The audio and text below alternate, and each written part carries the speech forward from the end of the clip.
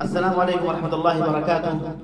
اللہ کے نبی نے فرمایا، حضرت عمر رضی اللہ عنہ سے روایت ہے، بخاری مسلم کی روایت ہے، بنی الاسلام علی خمس شہادۃ ان لا الہ الا اللہ وان محمد رسول اللہ، اقام الصلاۃ وایتاء الزکاۃ وصوم رمضان وحج البیت من استطاع الیہ سبیلا۔ یعنی حج ہر اس شخص کے اوپر فرض ہے جو حج کی استطاعت رکھتا ہو، یعنی جو صاحب نصاب ہو۔ حج کی 3 قسمیں ہیں، حج قران، حج تمتع اور حج افراد۔ قران کرنے والے حاجی کو مقرن کہتے ہیں، اور اللہ کے نبی نے اسی حج کو یعنی حج قران کو سب سے زیادہ افضل قرار دیا ہے۔ اس میں کیا ہوتا ہے کہ حاجی حج اور عمرے دونوں کا احرام ساتھ میں باندھتا ہے، عمرہ کرتا ہے، لیکن عمرے کے بعد وہ حلال نہیں ہوتا ہے، یعنی قصر یا حلق کے ذریعے وہ حلال نہیں ہوتا ہے، بدستور احرام کی حالت میں رہتا ہے، یہاں تک کہ 11، 12، 13 ذو الحجہ کو قربانی کرنے کے بعد پھر حلق یا قصر کرانے کے بعد وہ حلال ہوتا ہے۔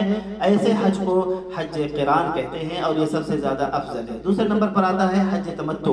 حج تمتع کرنے والے حاجی کو متمتع کہتے ہیں، اور اکثر بیرون ممالک یعنی ہندوستان، پاکستان، بنگلہ دیش اور باہر سے آنے والے حضرات یہی حج کرتے ہیں۔ اس میں عمرہ تو ہوتا ہی ہے، اس میں فائدہ یہ ہوتا ہے کہ حاجی وہاں سے آنے کے بعد عمرہ کر لیتا ہے اور حلق یا قصر کرانے کے بعد وہ حلال ہو جاتا ہے، اور پھر 8 ذو الحجہ یا اس سے قبل پھر حج کا احرام دوبارہ باندھتا ہے، تو یہ آسانی ہوتی ہے، تو یہ اس لیے یہ وہ لوگ کرتے ہیں۔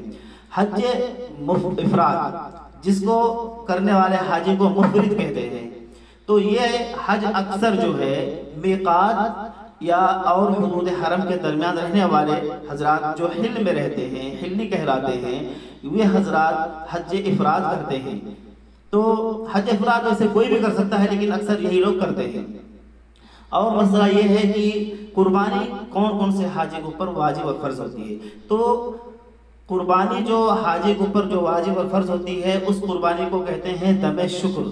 دم شکر مقرن اور متمتع پر ہی ہے، افراد والے پر نہیں ہے، اور اگر افراد والے مقیم ہیں اور صاحب نصاب ہیں تو اس کا مسئلہ الگ ہے۔ لیکن ایسے حاجی جو حج قران کر رہے ہوں یا حج تمتع کر رہے ہوں، ان کے لیے قربانی کرنا واجب ہے، اس کو دم شکر کہتے ہیں، اور وہ حدود حرم کے اندر ہی ہونا چاہیے۔ باہر اگر کروائیں گے تو قربانی واجب ادا نہیں ہوگی۔ اللہ تعالیٰ سے دعا ہے کہ اللہ تعالیٰ ہم سب کو عمل کرنے کی توفیق عطا فرمائے، آمین۔ وما علینا الا البلاغ المبین۔